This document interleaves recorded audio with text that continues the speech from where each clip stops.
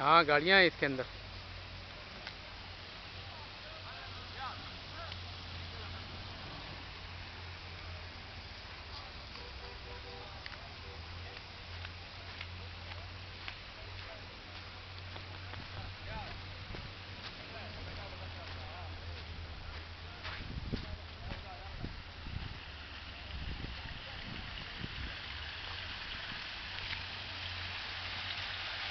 देखो प्रेस हो गई है, तो क्या गई है तो प्रेस हो गई है।